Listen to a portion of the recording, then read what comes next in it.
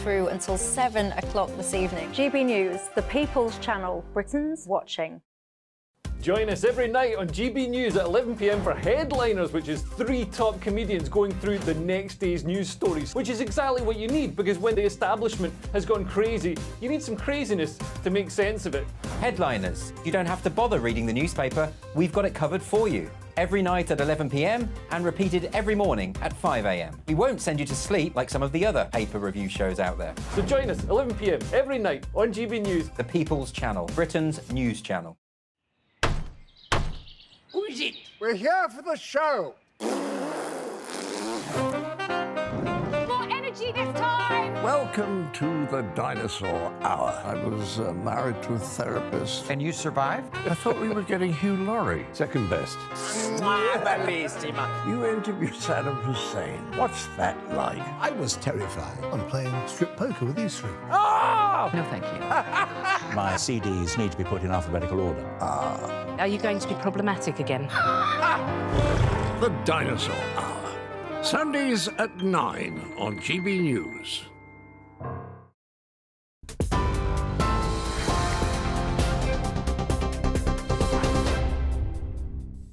Good evening, I'm Ray Addison in the GB Newsroom. Headliners is up next, but first our top stories. The Met Police arrested 29 pro-Palestine protesters after tens of thousands of people demonstrated in central London today. The force says arrests were made for offences including inciting racial hatred, other racially motivated crimes, violence and assaulting a police officer. They also issued a dispersal order after fireworks were fired into crowds and towards police officers in Trafalgar Square. The Prime Minister says plans by some groups to protest during remembrance commemorations are provocative and disrespectful. In a statement, Rishi Sunak said the right to remember in peace and dignity must be protected. Labour leader Sir Keir Starmer echoed those comments, saying he supports the police in whatever action is needed. Well, blasts have been seen lighting up the night sky over Gaza as Israeli strikes pound the enclave. Those watching on television can see footage filmed of the strip from southern Israel. Shows a series of huge explosions resulting in orange-red flames and plumes of smoke shooting up into the night sky. It comes as UN officials warn there is no place that is safe in the strip as the conflict continues. The Foreign Office says it's pressing for the Rafah crossing to be reopened after it was temporarily closed today. In a statement, a spokesperson described the situation as disappointing and said they remain in contact with British nationals in the region. 112 UK nationals were on the list to leave Gaza through the Rafah crossing today. It's not yet known how many were able to actually make that journey. Earlier on, Scotland's First Minister Humza Yousaf announced that his family has now been able to leave Gaza. Well, Germany's Hamburg airport has been closed after an armed man used a vehicle to break through security and onto a runway. Now, those watching on TV can see eyewitness footage filmed at the airport. You can see authorities trying to put out flames on the runway close to a passenger jet. And you'll see a vehicle which we've enlarged and slowed down driving through the fire and water. Hamburg police say they're dealing with a static hostage situation. It follows media reports that the man had 2 children in his car and fired a gun twice in the air. There are also reports that a woman had contacted the police about a possible child abduction. And finally, Russell Brand is being sued by a film extra who claims that she was sexually assaulted on a US movie set. His accuser says the actor was carrying a bottle of vodka and appeared intoxicated when he approached her on the set of Arthur back in 2010. The lawsuit has been filed in New York and is the first accusation to be made against Brand in court. Brand has not yet responded to that lawsuit. This is GB News across the UK on TV, in your car, on digital radio and on your smart speaker by saying play GB News. Now it's time for our headliners.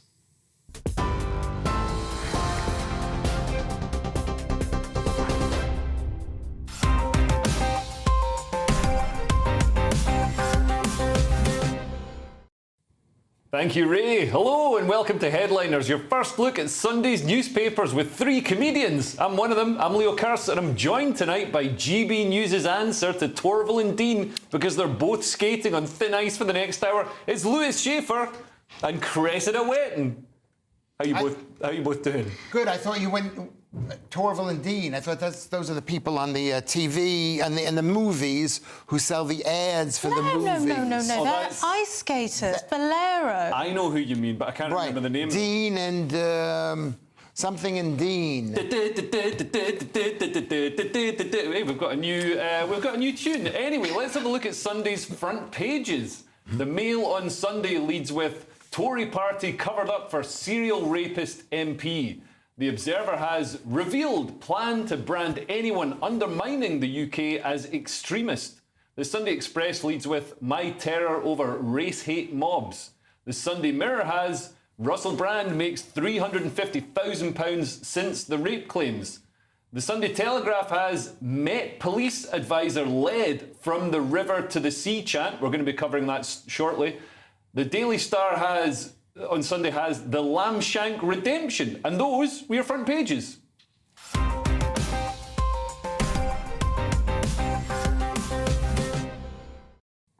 And let's have a closer look at those front pages, starting with the Sunday Telegraph, Lewis. What have they got? They have the big news. Met Police advisor led from river to the sea chant. This is the Sunday Telegraph. And there's this guy, Atiq Malik, who's a lawyer from Luton, and he was found in a video from 2021 shouting from the river to the sea, which... And he instigated the chant. And this is a chant that basically is known to be calling for the extermination of Jews and the extermination of Israel, to push all the Jews into the sea. Well, I would say that that's true, but we don't know that. But you have to, you know, why is this news? The fact that he's advising the Crown Prosecution Service on hate crime. He's advising the Met Police. No, I'll tell you why this is news. It shows that our liberal establishment, the woke blob, has an insane problem with anti-Semitism. However they dress it up. So we've got a lawyer who advises the Met Police, who leads these anti-Semitic chants calling for the extermination of Jews. And we also have a prominent mosque chairman who praised the founder of Hamas, and he's an advisor for the CPS. So the scrutiny panel, no less. On the scrutiny panel, so the people, Chris, who are supposed to be making sure that the CPS behave appropriately. Yeah, he probably is scrutinising it. I bet he's paying very close attention to all this. They're clearly very interested parties. Yeah. But why are you so upset about this? The fact is, everybody knows this. Everybody knows that it's not about it. And we've seen. I mean, we've seen over the past couple of weeks. We've seen the pro-Palestinian protests have contained some very, very nefarious elements, calling for, openly calling for hate, for destruction, and the police have given them, really treated them with kid gloves. If anybody turns up with a Union flag or an English, St. George cross, they're immediately pounced on as if they're carrying a swastika. Well, I've been feeling sorry for the police and thinking, who would want to do that job? Where do you start? I did a quick calculation. I think there's about 300 people to each police person in this country. So, So you're saying we could have them? Well, I just fancied finding out, so I had a look. I don't know what that means, but, it's not an easy job, is it? But then when you find out that actually there's this as well on top, you can get really... I think you've been very generous with your interpretation of from the river to the sea. Yeah, I know exactly what it means, but for some people it doesn't mean that, but for most people it does. And the fact is... Anybody chanting it knows what it means. Possibly. No, I don't think they... Maybe they do. Listen, here's the problem. The problem is that there's a group of people that hate Jews in this country, and there's no reason to act surprised. We know, when you bring... We kind of hope that the Met Police and the Crown Prosecution Service aren't being advised and led by those people. Who's going to lead them? You have to... Once you have a... Maybe people who aren't hateful anti-Semites and racist? No, but once you decide you're going to have a multicultural country, you're going to invite people from other countries who are bringing their own hatred into the system. Yeah. And so that's going to affect from many different... It's like with Irish people. If you bring in Northern Irish people, some of them are going to hate the Protestants, some of them are going to hate the Catholics. I still think they could have screened for this. I mean, I'm now a full-time employee at GBNews. I've had to tell them my history, my social media, everything I've ever done. This guy's done it before. I mean, I don't know how long he's been in the job, but wow. He should have said something, yeah. Yeah, and I guess we'll see over the coming weeks how the marches are policed, if the Remembrance Day marches are policed. So far, the state, the Met Police have treated these people with, a very light touch. And I think it's disgraceful. Next up, we've got the Observer, Cresta. What's on the front cover there? OK, revealed plan to brand anyone undermining UK as extremist. And undermining's in quote marks there. I don't know what they mean by that. So government officials have drawn up deeply controversial proposals to broaden the definition of extremism. So watch out, Lewis, it could be you. It's anyone who undermines the country's institutions and its values, which, to be fair, I mean, that is really, really broad. Well, we just did it. We just undermined the Met Police and the Crown Prosecution Service. But I think it was valid. I kind of worry that that could be taken as there you extremism. go. Well, that's it, isn't it? That's it. So the challenges that we have with multiculturalism and all these different views is that, of course, we want to have all the different views. I mean, most of them. Maybe not everything Lewis says. I don't know. But yeah, so it's getting broader. I mean, that's a really broad definition, isn't it? There's so many things, and then there's like legitimate people who just want to change the way things are done. We'd end up in this situation where they couldn't make reasonable political arguments, possibly. So there's a lot of free speech. Advocates very worried by this. And who decides? Who decides what undermining UK values are?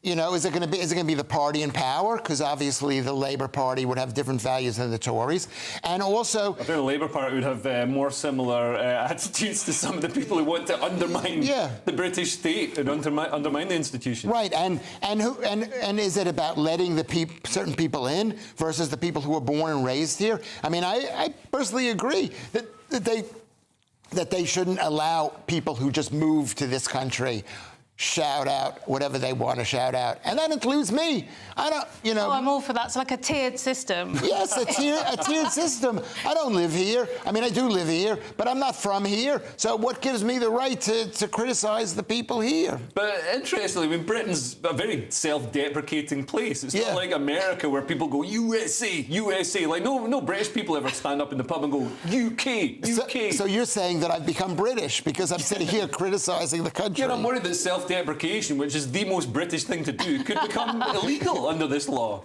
Yeah. Anyway, moving on. Awkward. Next up, we've got the Sunday Mirror, Lewis. What have they got on the cover? What do they have? So where are we? What are we? Oh, the Mirror.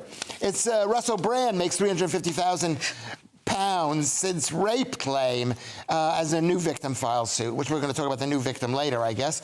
But I don't know why this is news that he's continuing to make money. He's doing his job. Yeah. I think this is a very British thing, is to like badmouth the guy for actually making money. And he's been taken off of YouTube. So probably he was making so much more money. This is only the money he was making for being on Rumble. Yeah, so this is as restricted as income, and they almost seem upset that Russell Brand, that anybody accused of any crime doesn't immediately crawl into a cave and renounce all physical possessions. But they're going to talk about the amount of smoke. There must be some fire, isn't it? That's the argument with Russell Brand. 5 women. It's not the most smoke I've ever seen.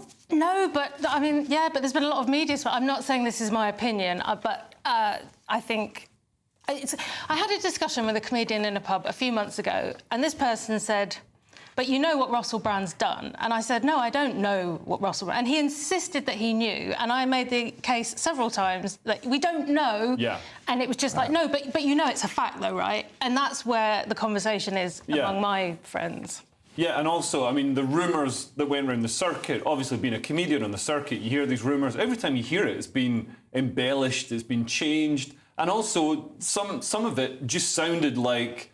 It wasn't exactly Savile-esque. It wasn't even Weinstein-esque. It was somebody regretted it afterwards, but it was consensual. And some of the examples I heard, they weren't even approaching the foothills of criminality. And interestingly, the woman who's suing him, it's not a criminal case, it's a civil case. She's suing for money rather than prosecuting for justice. But we're going to get to that later. So let's finish this section with the Daily Star on Sunday, Cresta. What have they got? The lamb shank redemption. The sheep's been saved. If you haven't been following this, there's a sheep that's been stuck in some kind of ravine or something, I don't know, down a hill for 2 years. It's very... yeah, of course, it's on the front cover. The sheep's really... It's got too much wool. It's very uncomfortable, very lonely, and it's been rescued. And what I love about this story isn't just the happy ending, but there was an animal rights group saying, well, you know, if we rescue this sheep, it's going to be very complex. It's going to be a really intricate operation. And then 5 farmers went, here, put down me cider, and they just went down the hill and just brought the sheep up. Brilliant. Good work, lads. Amazing. A good news story to finish on. Anyway, that's it for part 1, but coming up in part 2, we've got Suella's tent trouble, another Tory in trouble over racism, and Newsnight facing the axe. See you in a couple of minutes.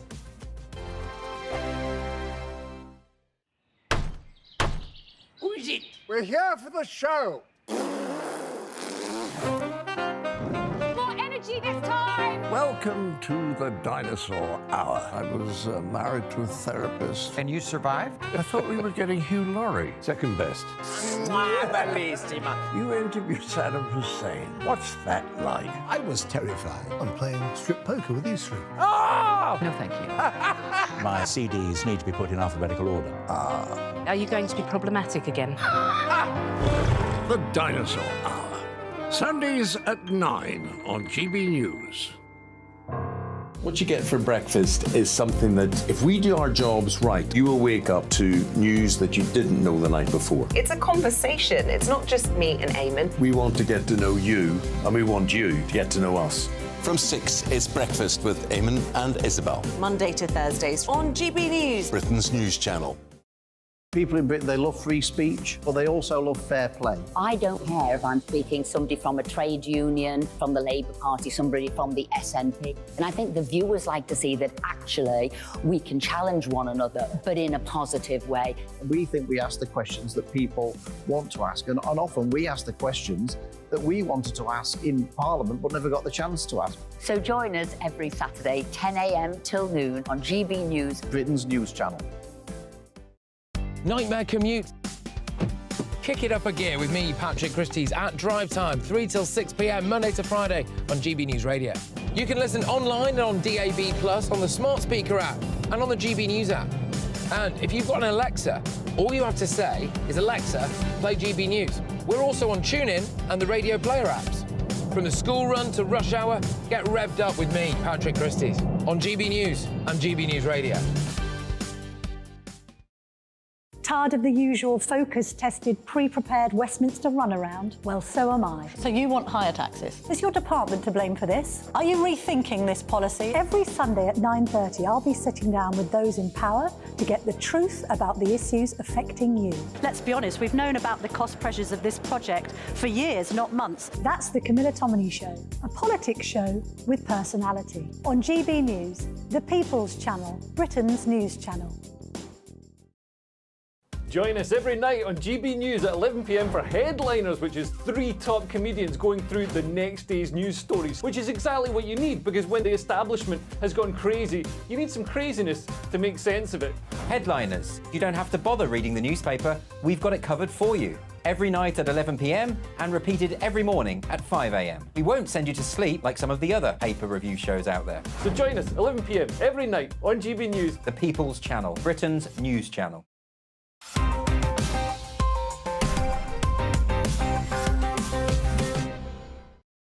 Welcome back to Headliners. I'm Leo Kirst. I'm still here with Lewis Schaefer and Cressida Wetton. And let's continue with the stories, kicking off this section with the Sunday Telegraph. And Suella Braverman's comments on homeless people have come in for some intense criticism, Lewis. Oh, intense. Great joke. I do get it. I do get it. Because I went to a psychiatrist once, and I told him that I was a wigwam.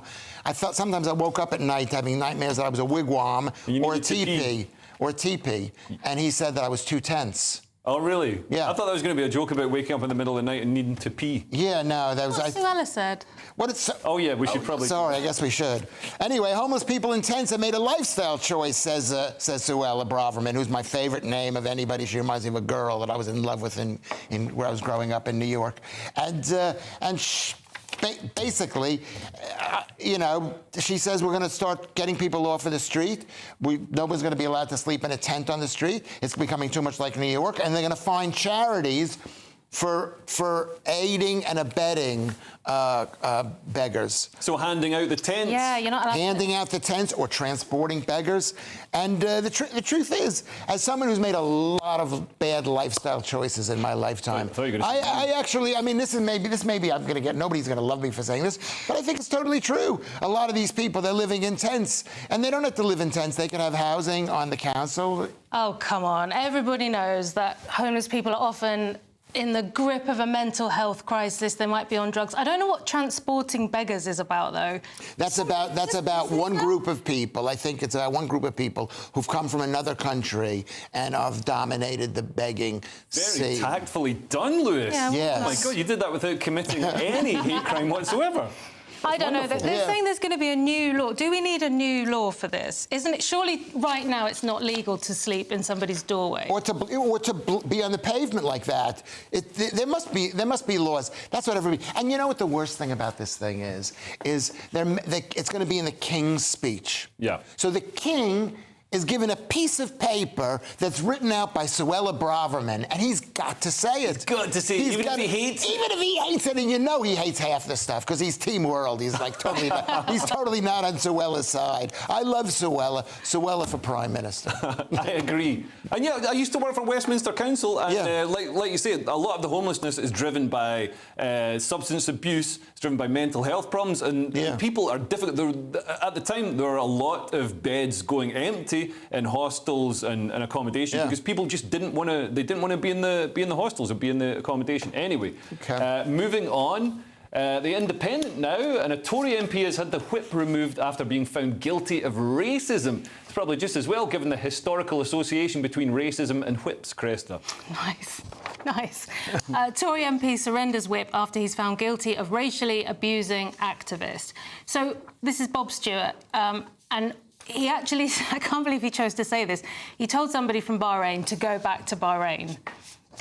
Come on, mate. Yeah. I mean, in this day and age, isn't there like a little warning that goes off? We think, oh, maybe not that choice of words. I mean, he picked a specific place, which is some sort of advance over your sort of old-fashioned 19th. But that's true. He knew where he was from. That's true. But it's more complicated than that, isn't it? Because this guy Bob Stewart has actually been working in Bahrain, and the chap who he's racially abused was tortured by the Bahrainian government regime. Thank you. So it's not what it looks like on paper, and I think poor old Bob Stewart's going, that's not what I meant.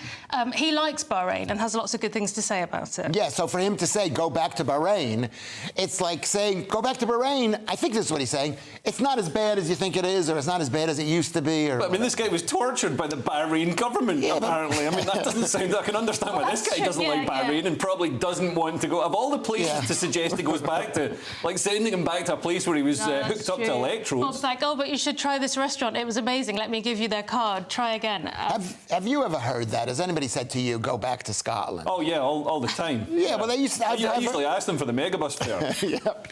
And spend it on cans of tenants. Anyway, the Sunday Mirror now, and we just learned how much money Russell Brand is making. Well, one of his alleged victims wants it, Lewis. Yes, that's sounding very cynical of her. But Russell Brand accused of sexually assaulting an extra on the movie set of Arthur, the remake of the film with Dudley Moore, which is a fantastic film. And he talked to an extra, and he was drunk, and he exposed, according to this extra, and he did bad things, and he went into a loo and he did bad things, and she was very upset. And this was 13 years ago, and I heard this, and you know me, I'm in the film business, and I thought to myself, this doesn't sound true to me. When does a star of a film actually talk to an extra? that never happens. I remember I spoke to Emma Stone once, and the look she gave me... She didn't force you into a toilet? No. She didn't think your name was Russell Brand, did she? There hasn't been a mix-up. She did borrow £500 from me. Which Are you serious? No. I was going to say, where'd you get that from? No. I mean, it's interesting, Cresta, that she's chosen the civil route. She's suing for money rather than going to the police to get justice. Right, which we know is notoriously difficult with things like this. I'm a bit confused because it sounds like she's saying some of this took place on set, which is extraordinary. And that does kind of, if that happened, that supports this idea that people let him get away with stuff. A lot of these Russell Brand things, it's that grey area we were talking about where it's a problem, we don't know what happened. And I just think, I mean, I don't know about this woman's specific case, but we keep kind of arming people with, like, young women go into situations with men armed with this concept of consent, like... It's so because like men like the offside rule, you know, like they technically I wasn't wrong. Like it's not enough. It's like no, you've got to do it in the spirit of the thing, and I don't trust men to do that. So. Could you do me a favor, Cressida? We got a lot of female viewers. Defend women here because when I do it or when he can't do it, I can't do it. I will defend. I've just said it. I don't think it's adequate to keep saying to young women who are offered all these things, you know, potentially a career, money, maybe they like the guy, they're probably being flattered. I imagine he's quite good at that. Yeah. And they get armed with this idea that no means no and consent's really important. It's like, oh, really? Consent against human hormones? Good luck with that. I mean, it's just... You're not the truth. Well, actually, this sounds like... You're making it sound like a way that I'm discriminated against because I've never been on set anywhere and somebody's, you know, offered me a chance to boost my career. By doing certain things, and I'd be up for it. Oh my God! Do you know what, Leo? I believe you. I think men and women have got very, on average, I've got to say on average, have got very different attitudes towards these things. I wouldn't expect you to get it. Right, but that doesn't mean that she is not. Here, I'm going to defend her. Yeah. That she's not aggrieved in a major way. Yeah. And that she I imagine she is. It sounds horrible. I wouldn't go near him with yours. With mine. Disgusting. With my 10-foot pole. OK, well, we've got the Sunday Telegraph now, and the increasing savagery of anti-Semitic rhetoric in Europe is leading to violent attacks on Jews, Cressida. Yeah, French woman stabbed on doorstep in anti-Semitic attack. So this woman has had a knock on the door, she's opened the door, and someone stabbed her. And amazingly, she's only got mild injuries. She's in her 30s. And in case you're thinking, yeah, but how do we know? There was a swastika painted on her front door. So I mean, that's really signing your work, isn't it? Yeah, but how do we know that this... I mean, now I'm going to defend this thing in question. It's in the newspaper, so I'm probably... It's in a very credible newspaper. It's in the Sunday Telegraph. You know what? No newspaper is credible in this country. I mean, they are. I mean, this don't have a job. This obviously isn't a concocted. This isn't fake news. I mean, that's a ridiculous thing to say, Lewis, and it's kind of offensive to this woman who's just been attacked. In an anti-Semitic attack. Well, and she's one of my people, and I believe that it probably happened. It's situation is unbelievably bad that there's been a torrent of threats to the Jewish community around the world. Well, I think it's disgusting that there's, I mean, on social media, there's a lot of pro-Hamas, pro-Palestinian rhetoric that's very anti-Semitic, very anti-Jews, anti-Israel, and it feels like that's being enabled by the state, being enabled by the police. We've seen how the police, the criminal prosecution service, and it's the same across the Western world. They're not dealing with it appropriately. They're not dealing with it at all. And now it's resulting in violent attacks. We're seeing the rhetoric spill over into real-world violence. I spoke to an Israeli friend maybe a week after, so say around the 14th. We went for coffee, and so it was still it's still tense now, but even more so. And I said to my friend, aren't you tempted to just get your family to come and stay with you? And she said, are you kidding? They wouldn't come. They're looking at the BBC and they think Europe is they feel like, no, we're in our home. Like, why would we leave? Right, because if there was something like this that were done in Israel, they would find the person and they would be punished. And their family would be punished as well if they promoted this thing. And in this country, it's like... I wouldn't want to be their neighbour, to be honest. Yeah. Yeah. Well, moving on, we've got The Observer, and it looks like the BBC's Newsnight show is wilting under competition from GB News' headliners, Lewis. Yeah, because it's on at 11 o'clock, the same time. I guess it's on right now, because I've never watched it. I came to this country 23 years ago. I think I've maybe seen it 3 times. It says, from flagship to flagging, cuts that place Newsnight in jeopardy. And then the thing is that since, what's his name, the Jeremy Clarkson, who was rude to me. I met him in Edinburgh once. and maybe it wasn't rude. Maybe What did you do? I don't know. I handed him a flyer. You know, you hand somebody a flyer for the show, and he just acted really like I was like just how dare you talk to me? He probably didn't have that attitude. But you know it is in Edinburgh. He's like you take a flyer anyway. so their viewership has been down to 300,000, and probably their viewership is down because there's a lot more choices out there for news. News doesn't happen just at 11 o'clock. It's happening around the clock. And the BBC is state propaganda, which is boring. Nobody wants to see state propaganda. And also, it doesn't reflect the opinions of the people who watch it. I mean, the people of Britain aren't, these woke, elitist Oxbridge cabal of Islington toffs. I haven't watched it for nearly 10 years. I'm still not over the Dapper Laughs interview in 2014. That really wound me up. I'm still angry about that. That tone. That how they're so judgmental, these people. I'm upset with what they did to Prince Andrew. He's a lovely man. OK, well, that's it for part 2. Join us in part 3 for the BBC showing Hamas propaganda as news. Maybe that's why nobody's watching the BBC. And James May versus Britain's strictest head teacher. Who will win? We'll be right back.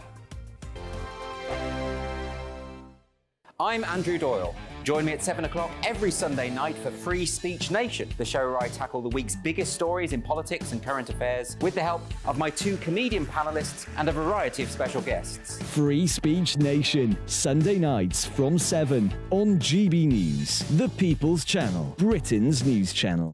In a world of dull and predictable radio and TV shows. Oh, hi. On Mark Dolan tonight, we've got big guests. We drill into the big stories of the day. The show adds up to a brilliant listening and viewing experience. Mark Dolan Tonight is the most entertaining current affairs show ever, and that's a fact.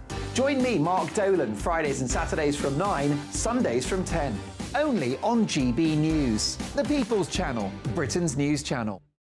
There's only 3 people you can trust in life. Your doctor, your lawyer, and your nana.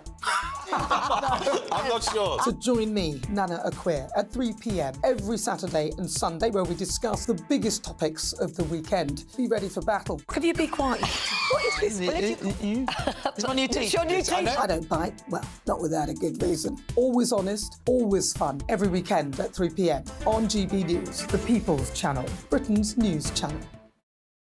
So Jubes and Kerr, we tackle the issues of the day with real, robust debate, both sides of the fence, battling it out with me in the middle with my forthright opinions and views. And often really interesting things happen because you start with a position and then by the end of the debate you find actually, well, I might not have thought about that one. What we need in this country is 2 new political parties. You should maybe think about doing a 2024 calendar.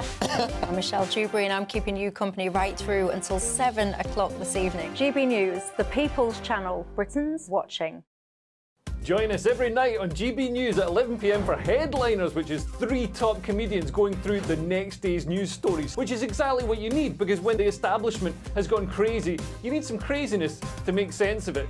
Headliners. You don't have to bother reading the newspaper. We've got it covered for you. Every night at 11 p.m. and repeated every morning at 5 a.m. We won't send you to sleep like some of the other paper review shows out there. So join us 11 p.m. every night on GB News, the People's Channel, Britain's news channel. Who is it? We're here for the show. More energy this time! Welcome to the dinosaur hour. I was married to a therapist. And you survived? I thought we were getting Hugh Laurie. Second best. You interviewed Saddam Hussein. What's that like? I was terrified. I'm playing strip poker with these 3. Oh! No, thank you. My CDs need to be put in alphabetical order. Are you going to be problematic again? The Dinosaur Hour. Sundays at 9 on GB News.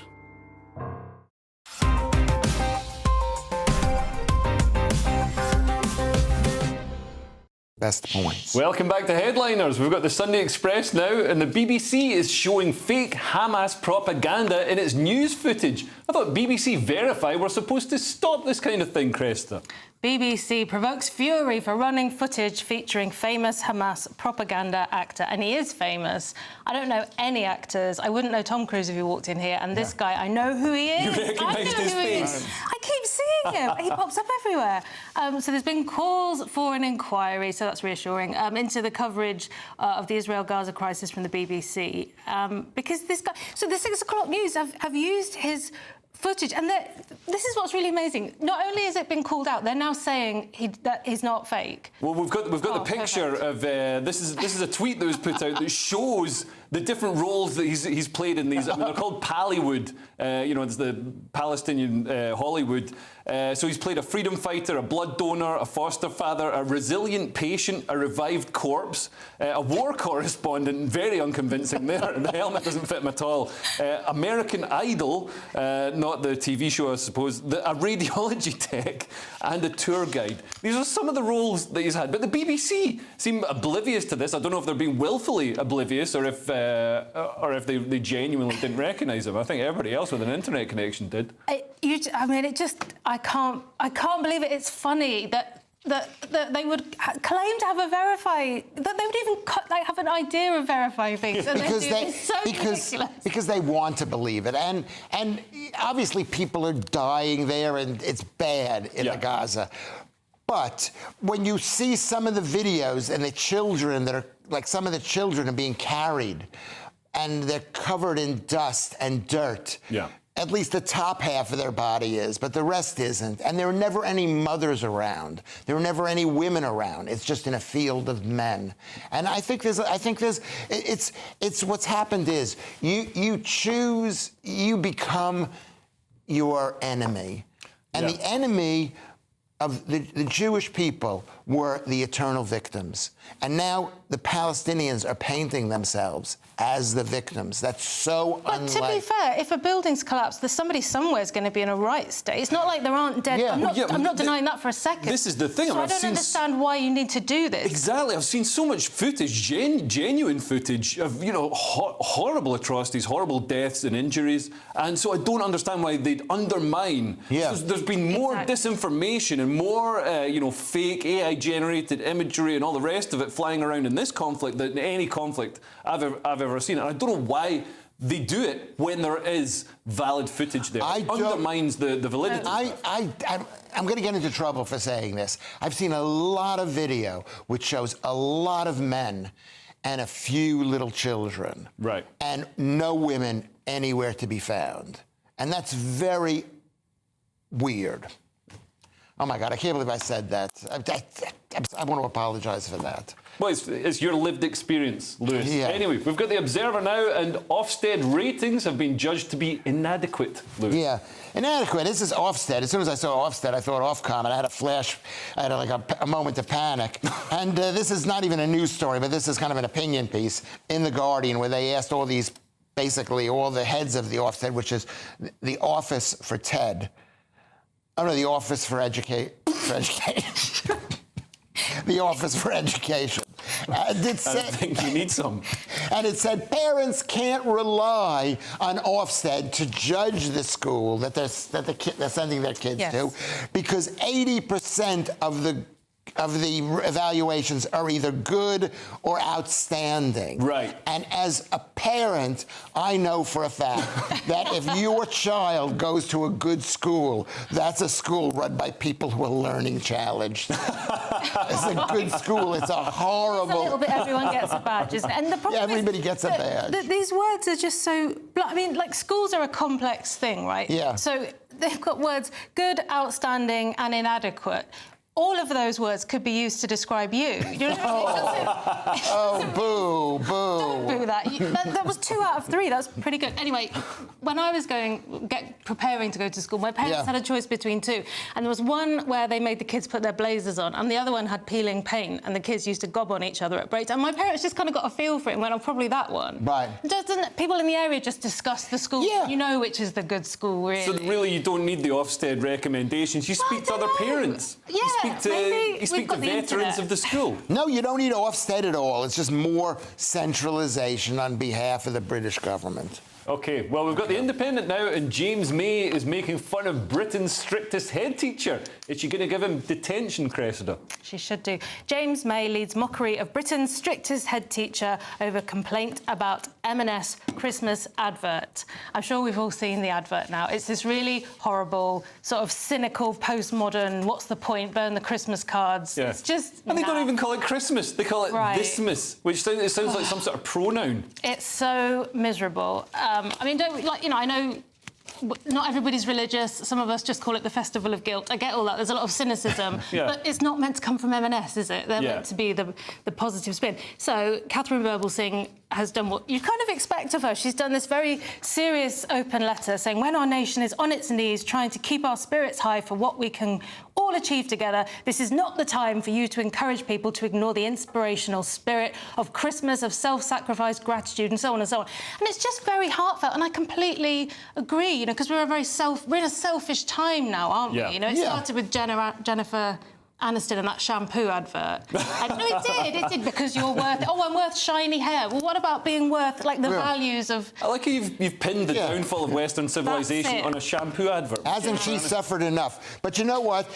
I know we're running out of time, but Christmas is coming up, and you need to know when Christmas is, because I've got my my calendar, the Louis Schaefer calendar, which was done by Lucy Harmon, and this is December, and here's me basically passing out. That's actually more Christmassy than the Marks and Spencer's Christmas advert. And and it shows presents and a nice dog. And you can find this calendar. It's available only for a short time. Go to Twitter at Louis Schaefer. When you say it's available for a short time, I think you've just got that one.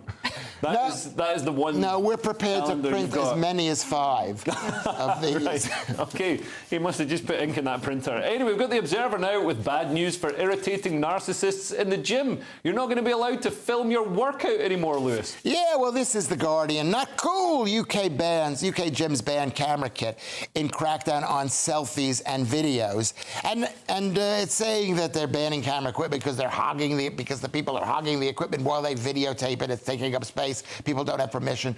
But that's not the real reason. I think the real reason is because exercise is bad for you. And people are dying. From the man who said water dehydrates you. It does dehydrate you. Yes, it does. Look, it does. It's not that gravity's not real. It's that it's gotten lighter. Look. Yeah.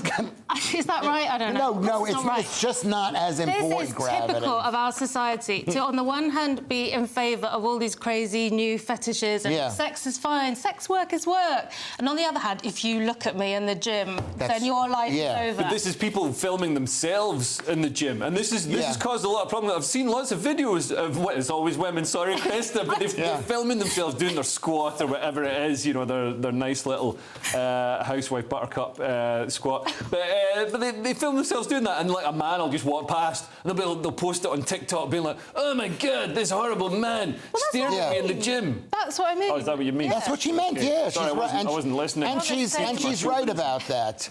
And she's right. But the truth is, it's going to harm the gyms because people are not going to want to go to the gyms, so they don't even know that gyms exist. Yeah. Also, gyms don't play proper gym music anymore. It used to be heavy metal, and you could lift weights to it. No, you need dance. Yeah, now they play all this like dancey stuff. Yeah. And it's like you should have pom-poms instead of weights. Anyway, we've got The Observer now with a model accusing an ad agency of using software to make her whiter. I'm pretty sure most ad agencies in 2023 aren't making anyone whiter, Cressida. Model says her face was edited with AI to look white. It's very dehumanising. This is pretty crazy. A Taiwanese-American model, she did a shoot, and then the next thing you know, she gets her mother on the phone saying, "Why have they made you white?" And her mum saw it. That's what she sounds like. Probably, I don't know. That's my generic. Anyway, but now the designer is horrified, and he's saying, "Hey, it wasn't me. It's nothing to do with me." So, oh yeah, look. We've got the image here. So this is the original image on the left, and Taiwanese. I mean, it's a completely different person on the right. It's not just whitened. I mean, that looks like a completely different kind of Germanic-looking person. Yeah, I mean, it's not It's not. It's just mad. And she's kind of complaining because apparently she wasn't paid for it. It's like open mic modelling, and apparently she did it because she wanted exposure, and then they took her face off it. But we don't know who did it, and this is important. Was it her? It wasn't her. Was it the ad agency, I mean? Or was it somebody else? No, this is the thing, it's a mystery. So nobody knows who it is, and I think maybe it's somebody catfishing who wants a better body. I don't know. Seriously, I don't know. Or they were using, you know what this story is about? This has nothing to do with making her whiter. They took her head off her. They took her head off because the other model, she has got a cracking body, this Thailand, whatever it is. Fantastic, but the head just isn't quite as good. Should I say that? Well, you look amazing, so you're... I know, sorry. I hope somebody puts a nice head on, because my body is amazing. I don't go to the gym. No gym.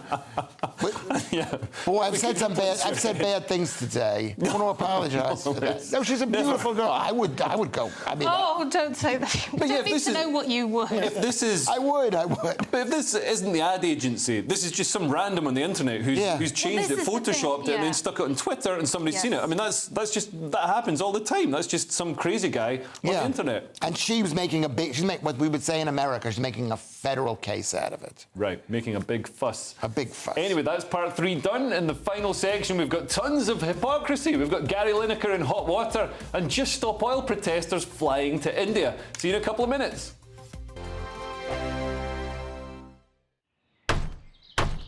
Who is it? We're here for the show. More energy this time! Welcome to the dinosaur hour. I was married to a therapist. And you survived? I thought we were getting Hugh Laurie. Second best. You interviewed Saddam Hussein. What's that like? I was terrified. I'm playing strip poker with you three. Oh! No, thank you. My CDs need to be put in alphabetical order. Are you going to be problematic again? The Dinosaur Hour. Sundays at 9 on GB News.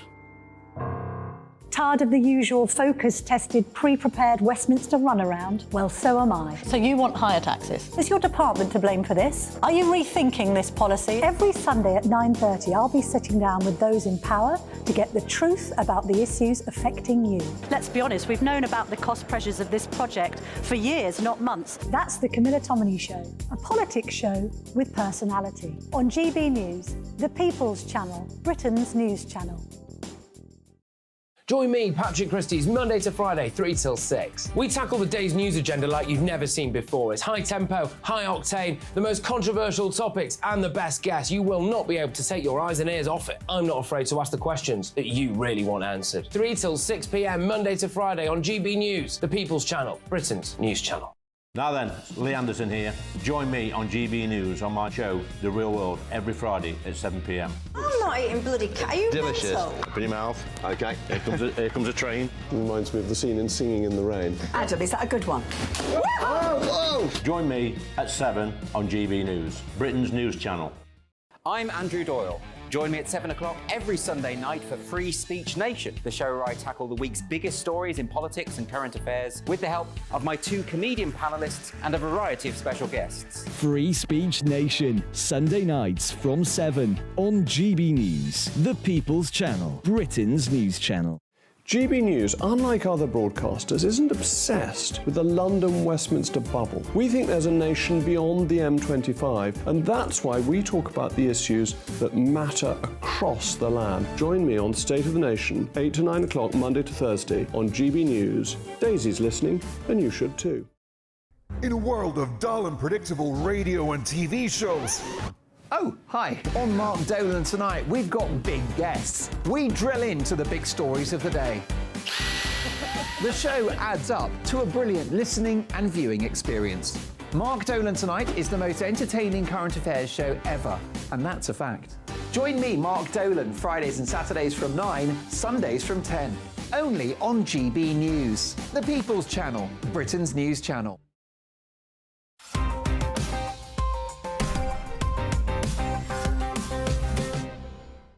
for you. Welcome back to Headliners. We've got the Mail on Sunday now, and tax-dodging crisp salesman Gary Lineker has been accused of standing alongside people who want to kill Jews. This is not dissimilar to 1930s Germany, as Gary would say.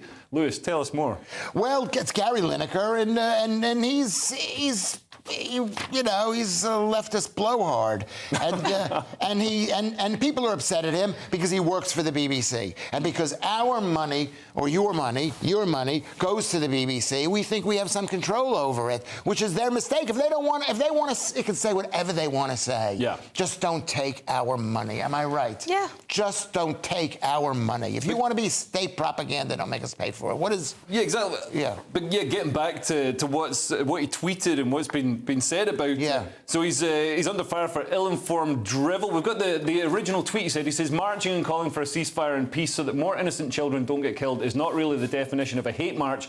But obviously, lots of people on that march aren't just marching for peace. Yeah. I mean, it's Hamas's stated objective. They don't want a ceasefire. They want to kill as many Jews as possible. Yeah. That's literally what they exist for. But he can say, can I interrupt you? Yeah, he can say that because he spent 4 weeks attacking Hamas and attacking the killers of the children in Israel. And you're obviously joking. I'm obviously joking because he didn't say anything. A single word. He didn't say a single word. It's very funny. Was that funny? He's just drippy and annoying, and it's so infuriating that we have to listen to him all the time. But as you say, it's the money, isn't it? That's why. Yeah. I mean, it's the money, but at least he's not getting paid by Hamas. I mean, why would he come out and say this? And also the idea of a ceasefire. There was a ceasefire, and Hamas broke the ceasefire. And the idea that, a ceasefire, I mean, we're now in a state of war. This is like calling for Britain to not bomb Berlin because obviously innocent children died when we bombed Berlin. But we were at war. We were trying to neutralise an enemy that presented an existential threat to the world. And it's the same thing here. Islamic extremism represents an existential threat to at least the Middle East, if not the world. yeah, absolutely. I'd love to hear Gary's plans for what he thinks we should be doing. Well, I wouldn't, obviously. Well, you probably will, because he'll tweet about it to his 10 million followers. Look forward to that. Anyway, moving on. We've got the Sun now, and Just Stop Oil try to stop us travelling anywhere, but they're happy to use oil themselves to fly 9,000 miles. Maybe they should just stop the hypocrisy, Cressida. Judge slams Just Stop Oil protester after she asks for her trial to be delayed so she could fly to India. Isn't that amazing? Isn't that amazing? Yeah, of course. Yeah, she's got to go and find herself. It's so stupid. She was one of the people that disrupted Les Mis, which, by the way, cost the theatre alone £80,000. Yeah. Just in returning tickets. So all these people missed out on having a fun time. So before her trial for spoiling all their fun times, she just wants to go and have a fun time. And the judge has said, I'm afraid I'm not going to wait for you to get back from India. If you have to miss out on things, you have to miss out on things, which I thought was very restrained, because I'd be furious at that. Well, we don't know if she said it like that, but she probably, I haven't been in court enough times. She did probably say it like that with that kind of snotty British speak. The truth is, these are young kids. I don't know why they had to give back the money. They should have just kept on going with the play. They should have dragged these people off. No.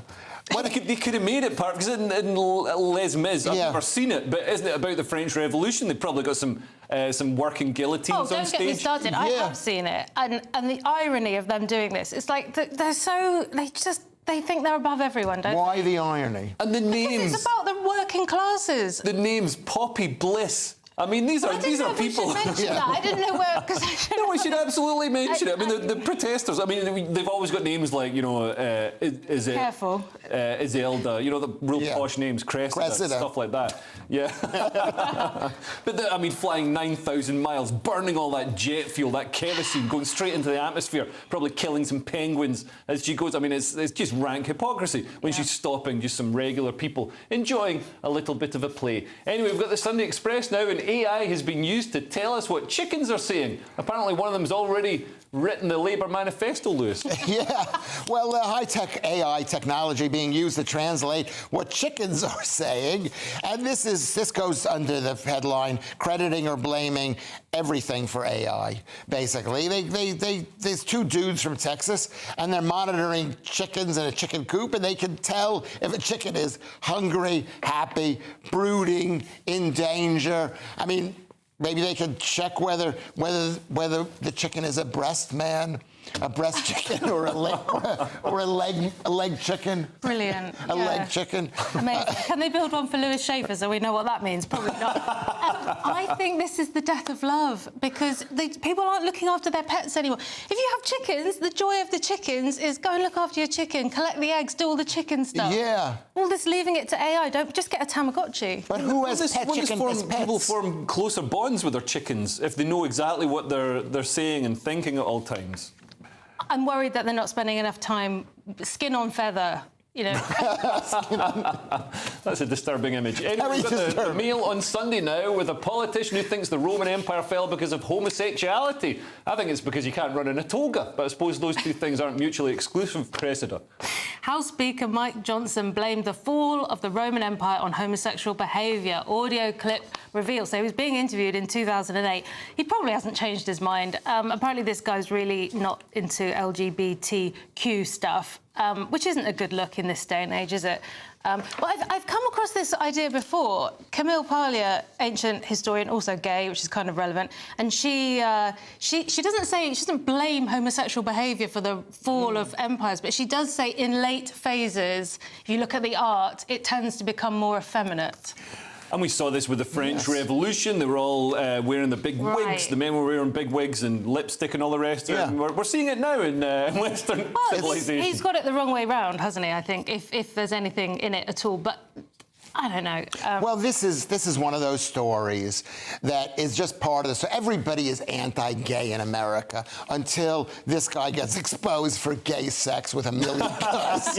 And you know that's going to happen. It's like the more anti-gay they are, Lewis Schaefer, the more they're going to be exposed for doing the things that they speak out against. You're anti-gay now. I was anti-gay until I was exposed. OK, well, we've got the Sunday Mirror now with a toddler who smoked 40 cigarettes a day. And the shocking thing is, he's not even Scottish, Luke. Yeah, well, I've had it. Why 40 cigarettes a day? That's 2 packs. Where he comes from in Indonesia, they don't have packs. This kid, they don't have packs, so he's been smoking.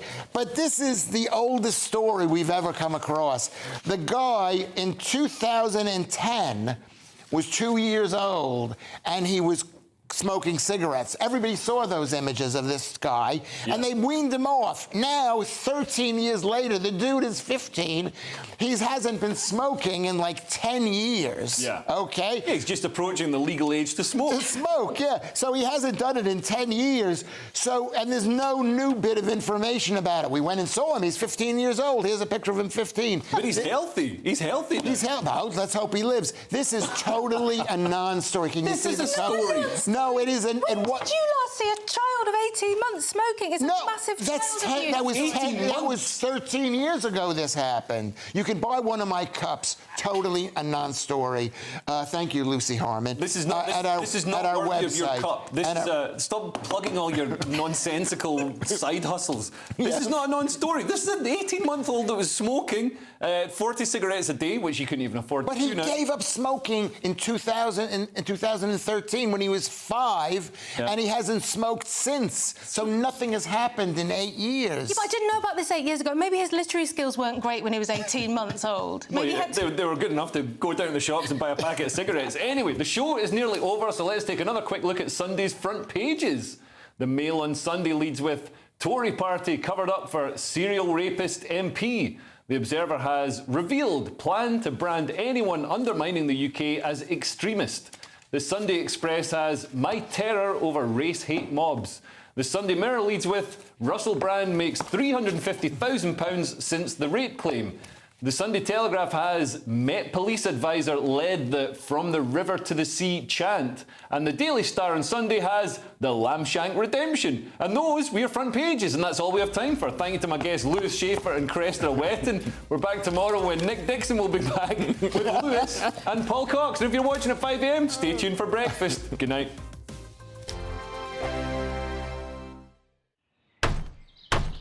Who is it? We're here for the show.